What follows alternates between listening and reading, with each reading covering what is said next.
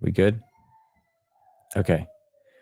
What I was about to say, what I actually said before anyone could hear me, was that I was messing around with my microphone earlier.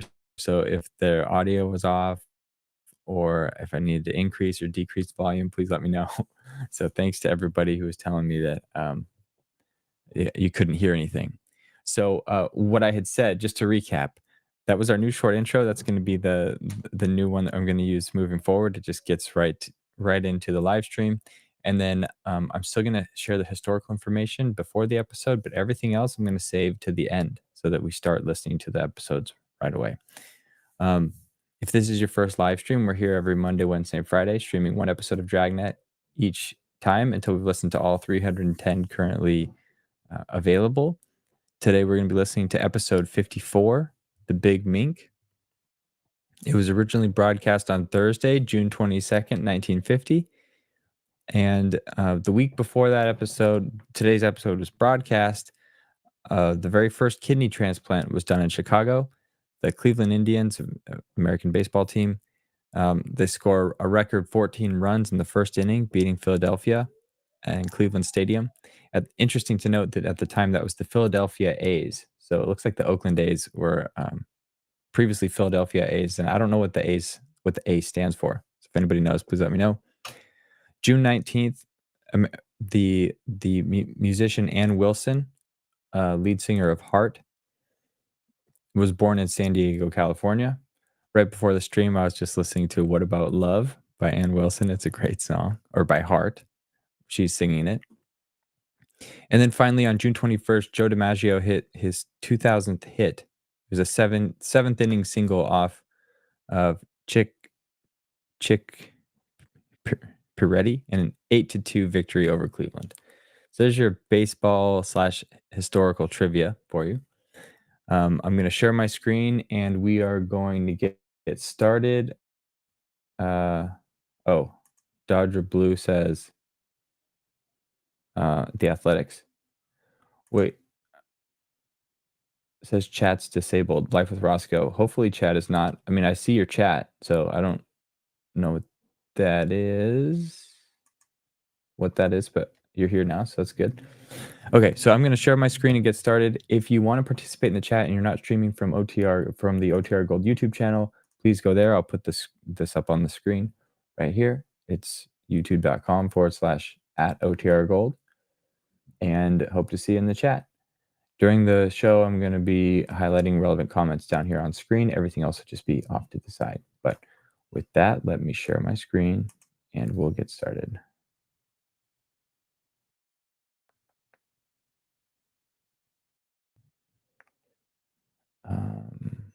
Share.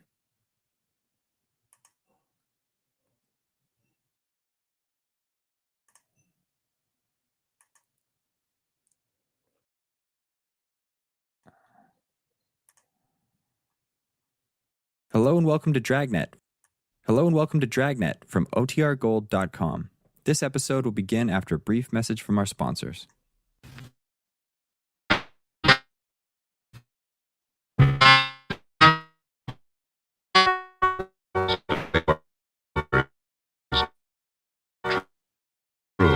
The innocent.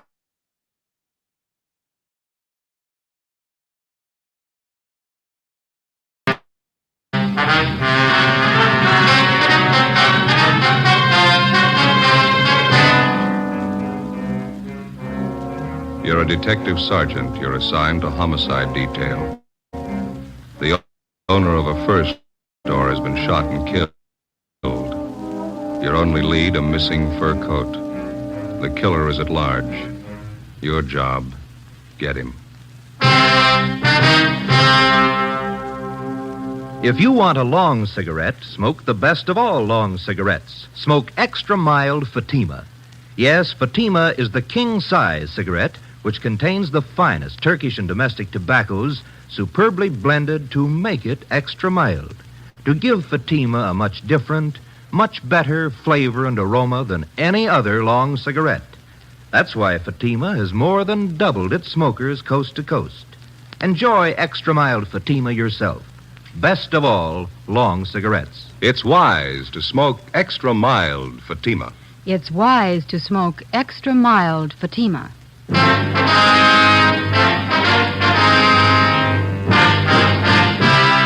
Dragnet, the documented drama of an actual crime. For the next 30 minutes, in cooperation with the Los Angeles Police Department, you will travel step by step on the side of the law through an actual case transcribed from official police files. From beginning to end, from crime to punishment, Dragnet is the story of your police force in action. It was Saturday, November 23rd. It was warm in Los Angeles. We were working the night watch out of homicide detail. My partner's Ben Romero. Boss is Blaine Steed, captain of homicide. My name's Friday. It was 6:35 p.m. when we got to the corner of Western and Lexington. A Western fur shop. Hi, Brennan. Hi. What happened, Frank? The owner's been shot. His name's Albert Kreiber. Yeah? Who is that? Mrs. Kreiber. Haven't been able to get anything out of her. Where's the body? In the back. Munkers is back there. Did you call the lab? Yeah. Jones on his way. Photographer and fingerprint men with him. All right, let's take a look. Nothing seems to be messed up. Back room is. It was a small shop. A couple of fur coats on dummies on one side of the store, and on the other a tall glass case holding about 15 more. Mrs. Kreiber sat on a straight-back chair staring at the floor. We went through the curtains into the back room of the store. Sprawled out on the floor at the far end of the room was the body of a man. He had a fur coat gripped in one hand. Sergeant Munkreese from Hollywood Division was standing by. What do you figure, Monk? Looks like a couple of hours. Did you call the coroner? Yeah. How long you been here, Monk? Just a couple of minutes. You think Miss Kreiber moved anything here?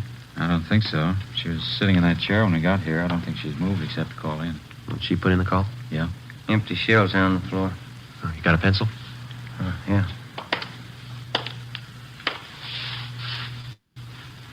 Yeah. 32. Yeah. You think robbery? I don't know. Let's talk to the wife. Wait a minute. Bottle here. Yeah, Sierra Valley Wine Company. World's finest muscatel. 27 cents a pint. Nobody touched this today. No, well, I've been here, no. Okay, let's get out front. Anything in the customer files, Brennan? Not so far. Have you tried to talk to Miss Kreiber again? No, pretty bad. No, let's give it a try. Miss Kreiber? I'm Sergeant Friday. This is Sergeant Romero. We'd like to talk to you if we could. We know how you must feel, but there are a few questions that we have to ask you. Did you telephone the police? We have to know how it happened, Miss Kreiber. Miss Kreiber? Mm-hmm. Can you tell us what happened? Who is it? What do you want? We're police officers. Oh, Albert. Albert's dead. Albert! Albert! Someone call the police? Miss Kreiber, we are the police. My husband's been murdered. He's dead. Albert. We better leave her.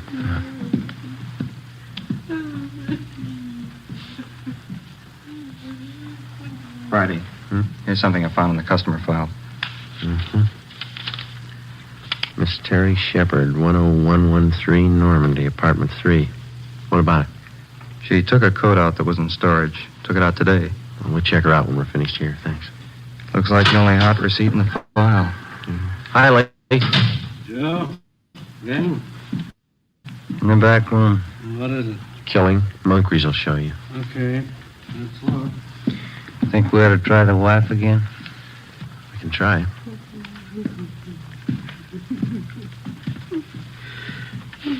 Miss Kreiber, can we do anything for you? Oh, I'm a little better. I'll try to tell you what I can. All right. When did you get here? It must have been about 6 o'clock, a few minutes after. I came to take him home. Any customers around? No, the store was empty. I stood here for a few minutes waiting, and then I went in the back and... Yes, I... Was the front door open? No. Yes, the front door? Yes, ma'am, the front. Yes, open. Did you telephone the police? I think I did. Did you come here to pick him up? No. No, usually he drives home himself. I came down on the streetcar to ride home with him. What kind of a car do you have? An Oldsmobile. 1939 or 40, I guess it is. Where does he usually park? In the rear of the store. This little place, but... I'll take a look. All right. Where is your home? 3412 Northwestern. I thought there was something wrong when I got a telegram from him. He said not to come down tonight. He said he'd be home late. What time was that? About 4 o'clock. Well, I'm all mixed up. I haven't told it to you as I remember it. First I telephoned here to the shop. That was this afternoon? Yes, 3:30. I'm sure of that because I made some other calls. I spoke to Albert. He didn't say he was going to be late. Then at 4 o'clock, I received the telegram. Do you have that with you? Yes, it's in my purse somewhere. Somewhere. Oh, here it is. Thank you. Don't come down. I won't be home until late after see a customer, Albert. Can I keep this? We'll return it to you. Yes. What'd you do after you got this wire, Miss Schreiber? Well, nothing. I thought it was strange, but I didn't think too much about it. Then I started wondering why he didn't say anything over the telephone about being late, so... Well, I came down here on the streetcar. Did you phone the store just before you left your house? Yes, but there was no answer. Parking lot's empty. Better get out an APB on the car, huh? Miss Schreiber, you said your car was a 1939 or 40 Oldsmobile, didn't you? 1940. I remember now. What model is that? It was sedan, light blue. Do you remember the license number? Well, I have it on this chain with the extra keys. Here it is, on this little tag. The veterans make these. Thank you. Joe, can I see him, ma'am? Sure. Excuse me, Miss Schreiber. Do you want me to wait? I'd like to go home. We'd like you to wait for a little while, yes. Do you have any relatives living here?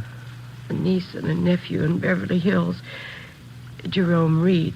They live on Cannon Drive. All right, we'll call them for you. Thank you. Lee, is this phone out here all right to handle? Yeah, it's been dusted. Okay. Joe, you coming in? Yeah, right away. It's pretty clear, easy to trace. Mm-hmm. I'd say he was standing over here by the curtains when he was shot. That's where the stains begin. And he must have stumbled along this glass case. You can see his chest or tried to grab hold of something. Yeah. And I guess he caught hold of that fur coat and pulled it down with him. Mm-hmm. And he stumbled and bumped up against this coat rack, fell through that and up against the safe. How many times was he hit? 6 empty casings on the floor. Looks like 4 through-and-through wounds. 32, huh? That's right. The wife know if anything's missing? Yeah, she's in pretty bad shape. It looks to me like somebody took his wristwatch and a ring from his left hand. If he had a billfold, that's gone. No coat. All the trouser pockets are turned inside out. What about that wine bottle? It's smeared. Can't lift a thing. Okay, thanks. Ben? I'm still on the phone. Okay. No. License 15 Boston. 6707. No, 707. Yeah. Driver might be on. Hang on a minute, Wallace. What? Now give that DMV, will you? Save another call. Miss Schreiber, did your husband have a wallet? Yes, brown alligator. Did he keep his identification in it? Yes. Did he carry much cash? No, just a few dollars. He was always afraid of holdups. Thank you. You want to give that to him, Ben? Yeah, okay. Hey, Wallace, suspect might have a brown alligator wallet with identification cards of Albert Kreiber. Yeah, it's C-R-I-B, Boston, B, Boston, E-R. 3412 Northwestern Avenue. Yeah. Yeah, okay. How about it? Joe? Might be something here. Yeah, Monk? Invoice from a Far North Fur Company. 3 mink coats delivered here today. I looked all around. I only found 2, 1 missing. Did you find a sales slip for the other one? No. Miss Kreiber, would you come over here, please? Yes. Where are they, Monk? Over here. All right, over this way. Well, these are mink coats here, aren't they? Yes. Yes, wild mink. Albert told me he ordered them. Yes, ma'am. We found the invoice. He ordered 3. There are only 2 here. Do you know anything about any of his customers? No, I don't. I never met any of them. Oh, I remember now. Just the night before last, he called someone from home. Told her he'd have some minks in today and she could come in and look them over. Do you know who that was? Why, I didn't hear any name. Miss Kreiber, do you have any idea who might have wanted to shoot your husband? No, none at all. He was friendly with everyone. Everybody liked Albert. He didn't run around. He was either working or at home. Did he drink? Not at all. No, I mean beer, a little wine, maybe? No, he never touched anything. All right, thank you. Brennan, will you see that Miss Kreiber gets to her nephews? Right away. Thank you. Might as well go, Ben. Yeah. We can talk to some of the neighbors. 6 shots fired. Wonder why nobody heard him. Pretty heavy traffic outside, huh? Somebody wanted a mink coat pretty bad. A coat like that costs quite a bit, doesn't it? This one's going to come a little high, yeah.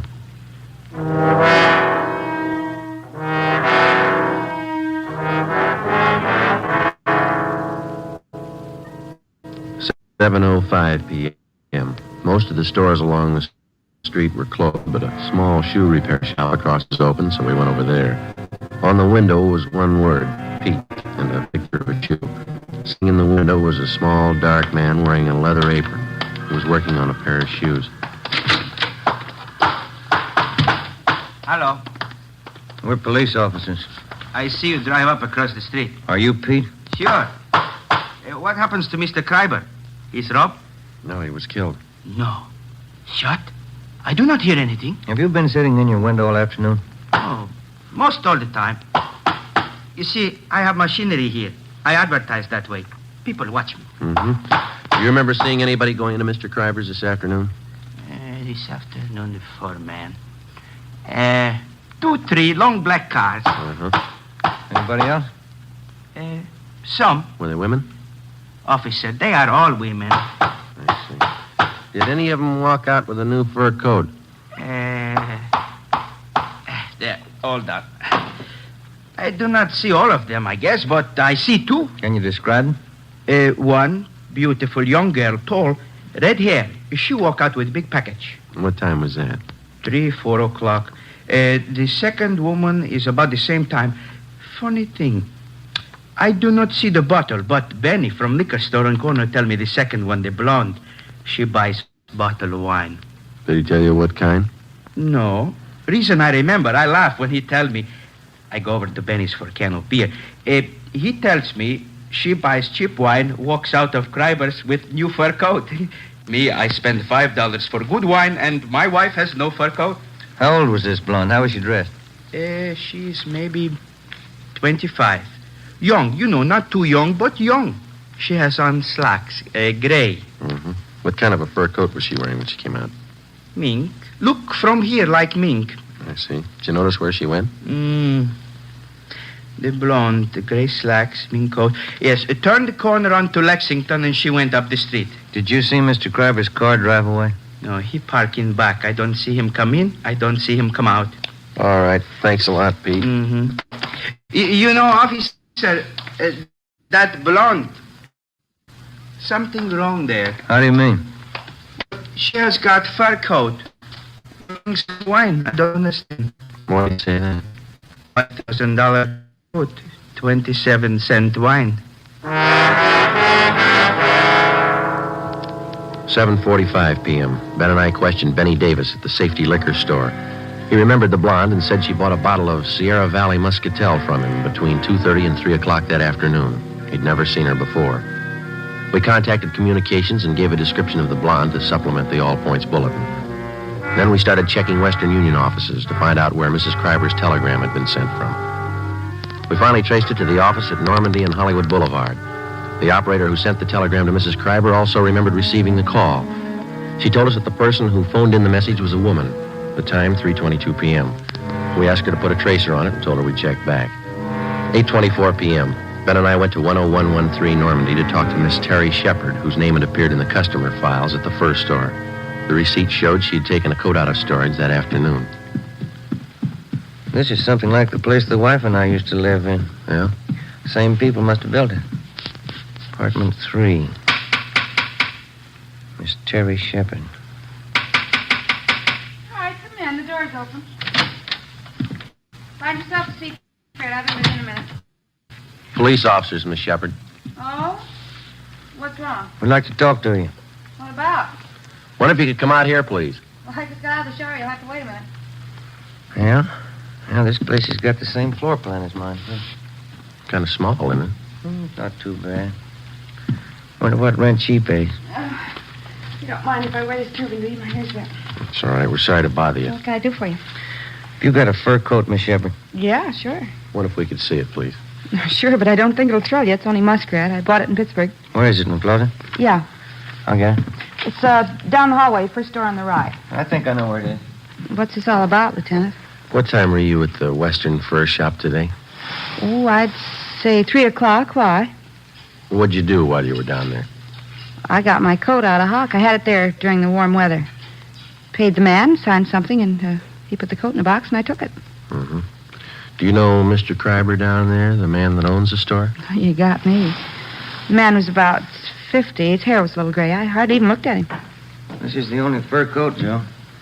Could have passed for Mink when I first bought it. It's pretty sad now, isn't it? Not Mink. I'll give that closet a last check. All right. What happened? Did somebody steal a coat?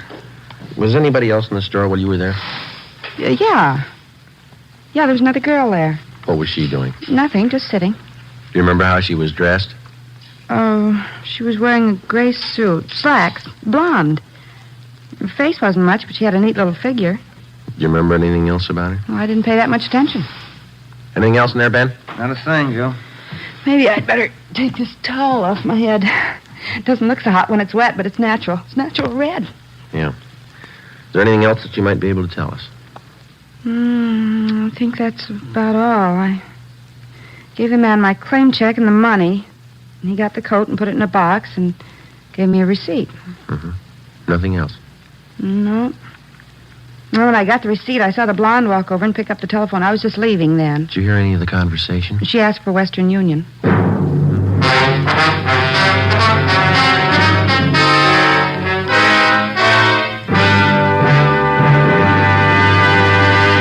You are listening to Dragnet, the case history of a police investigation presented in the public interest by Fatima Cigarettes. If you smoke a long cigarette, it will be in your interest to listen to a typical case history of a Fatima smoker. It's the case of Edith Gwynn, well-known Los Angeles columnist. This is her actual signed statement. It's my job to keep up with what's going on around town. And here's one thing I've noticed lately. More and more people smoking Fatima. You certainly can tell why once you smoke them. I found them milder than any other king-size cigarette, and that's important to me. Yes, I agree. It's wise to smoke extra mild Fatima. And so do more and more smokers every day. Actual figures show extra mild Fatima has more than doubled its smokers coast to coast. So enjoy extra mild Fatima yourself. The king-size cigarette, which contains the finest Turkish and domestic tobaccos, superbly blended to make it extra mild. You will prefer Fatima's much different, much better flavor. You will agree. It's wise to smoke extra mild Fatima. It's wise to smoke extra mild Fatima. All long cigarettes.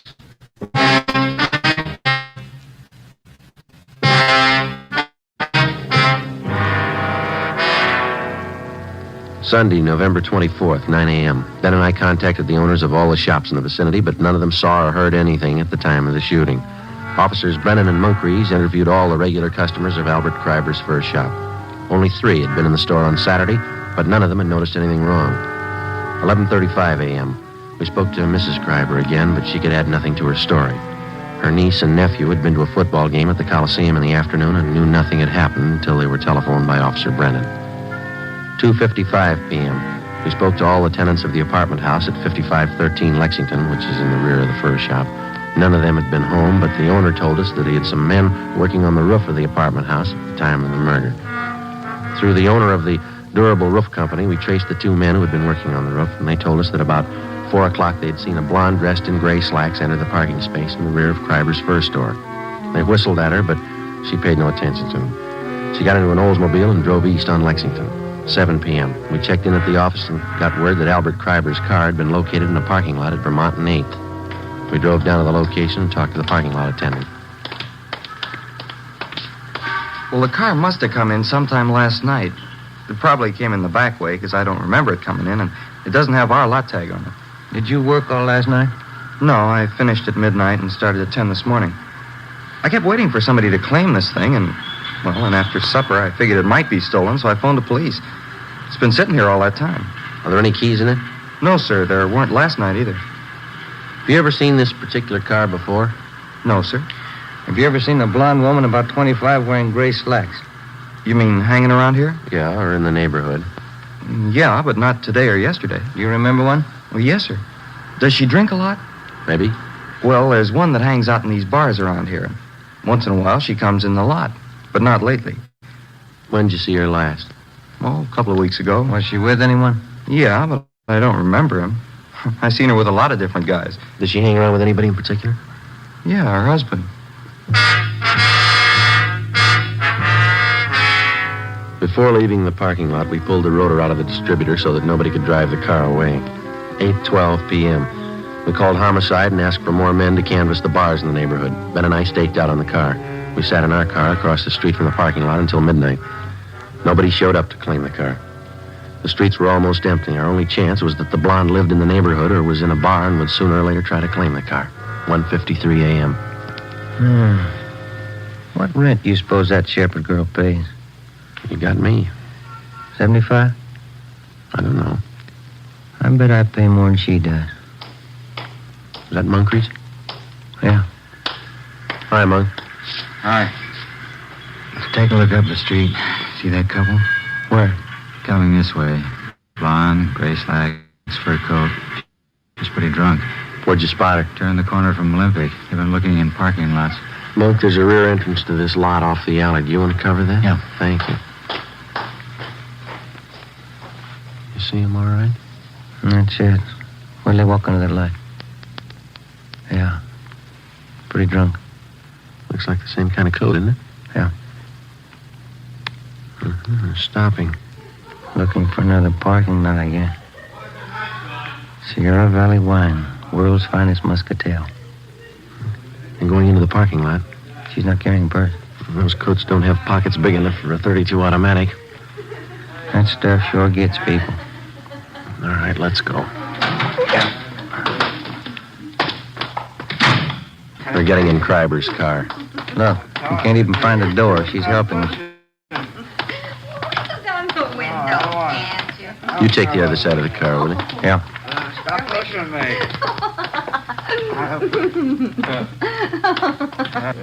Who are you? Police officers. Can I see your driver's license, please? I got a driver's license. What's going on? What's your name? Betty Moore, what's it to you? The registration slip on the steering column says Albert Kreiber. What's the matter with this car, anyway?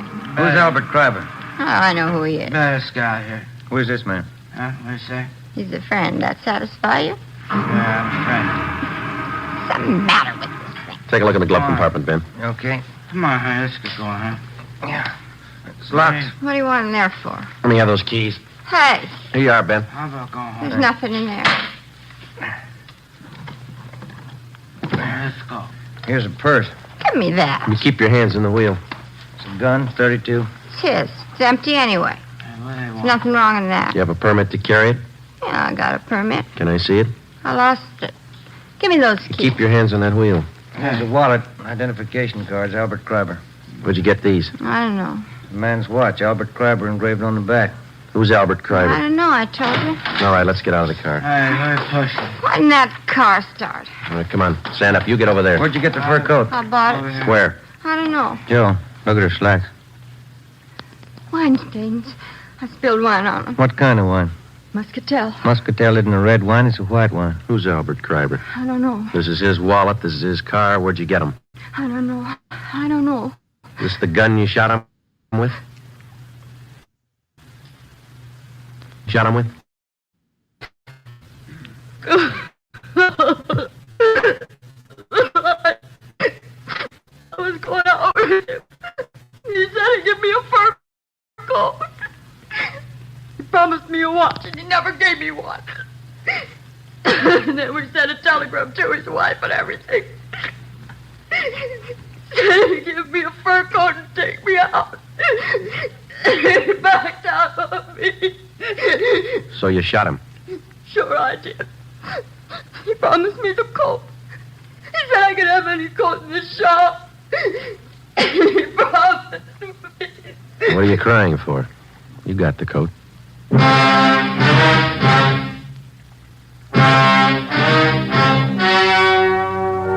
story you have just heard was true. Only the names were changed to protect the innocent. On February 27th, trial was held in Superior Court, Department 86, City and County of Los Angeles, State of California. In a moment, the results of that trial. It's amazing how many long cigarette smokers are changing to extra mild Fatima. Here is the actual report. From coast to coast, extra mild Fatima has more than doubled its smokers. Yes, more and more smokers every day are discovering that Fatima is the king-size cigarette that is extra mild. Extra mild because it contains the finest Turkish and domestic tobaccos superbly blended to make it extra mild, to give it a much different, much better flavor and aroma. Enjoy extra mild Fatima yourself. Best of all long cigarettes. It's wise to smoke extra mild Fatima. It's wise to smoke extra mild Fatima.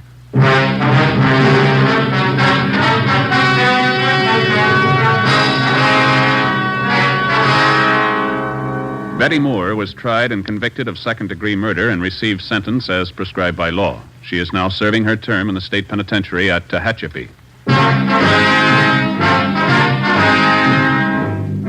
You have just heard Dragnet, a series of authentic cases from official files.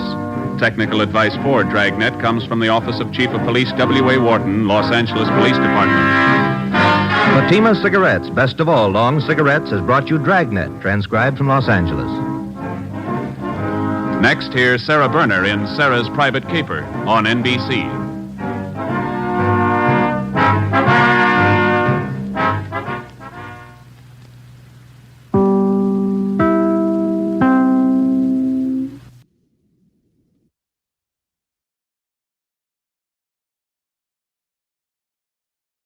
All right. Hopefully the audio is good on that one. Hopefully everybody enjoyed that. Let's see what's going on. I'm playing around with my little live stream settings here. So there's a couple things that I want to share before we end the stream today. I want to get first things first. Again, everybody for tuning in. We had 15 people concurrently today. Payoff. Yep. The last line was so cool. Yeah. Well, he had another line earlier where it says, they said the cost of the fur coat was like $5,000 or something in 1950, which is very expensive, $65,000. I don't know how much fur coats are today, but that is crazy money to spend on a coat. But he said the cost was like $5,000, and then he says something like or more, meaning like this person got murdered for it. Crazy. Second degree being, I think, 5 to life. I can't remember the range from later episodes. I don't know. Was that in response to something? I didn't see that one. Hang on, I'm scrolling through here. Good guy, but no patience for liars. Yep. Lori, I'm glad you enjoyed it. Cool. Anyway, yeah, thanks for tuning in. Thanks for the comments. Just a few things I posted about these. So here's a coaster in real life. It's sitting here. I've just had my water bottle on it. but I'm going to be posting these soon to the store. I'm moving the store to Shopify so I could add some other stuff. Come on. There we go. And it's our don't smoke, drink water coaster. I also packed these up yesterday. So I've got these are sticker packs. There's now 10 in here. All the illustrated stickers are in here. So those are going to be up on the store soon. And then, since I moved this to the end to get right into the show, I want to remind everybody of the radio giveaways.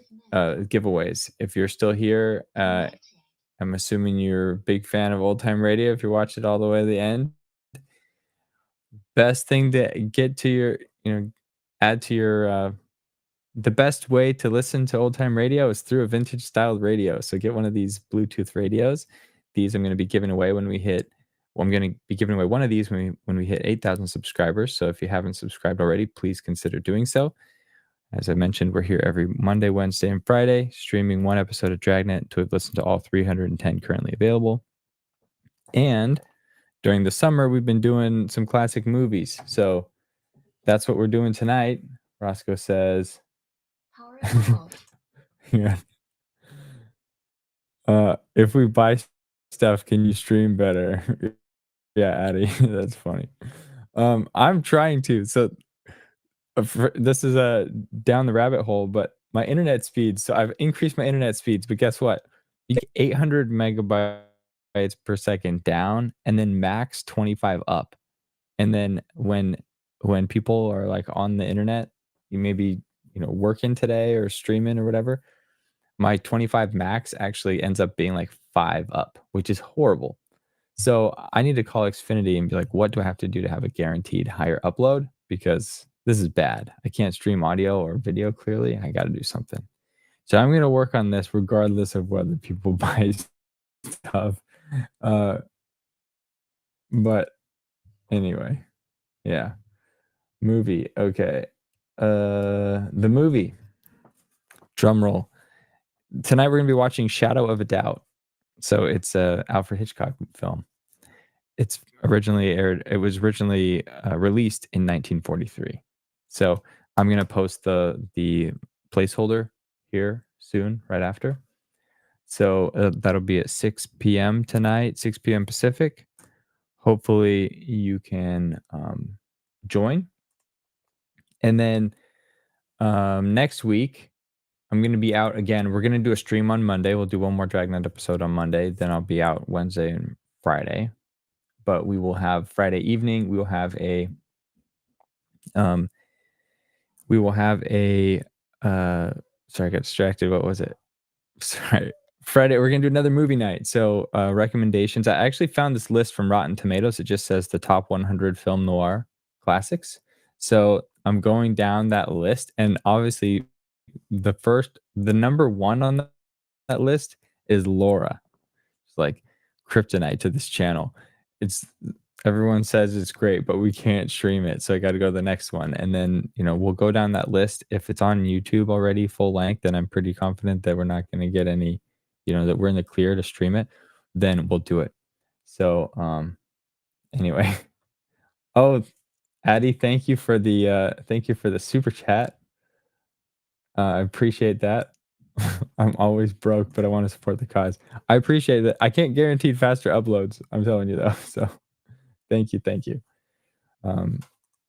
Anyway, so cool. Yeah, tonight is Shadow of a Doubt, 1943. Hopefully you can tune in. And if you can't, then hopefully I see you here Monday at 9 a.m. Pacific for another episode of Dragnet. Thank you all very much. Have a great evening and hope to see you tonight. See ya.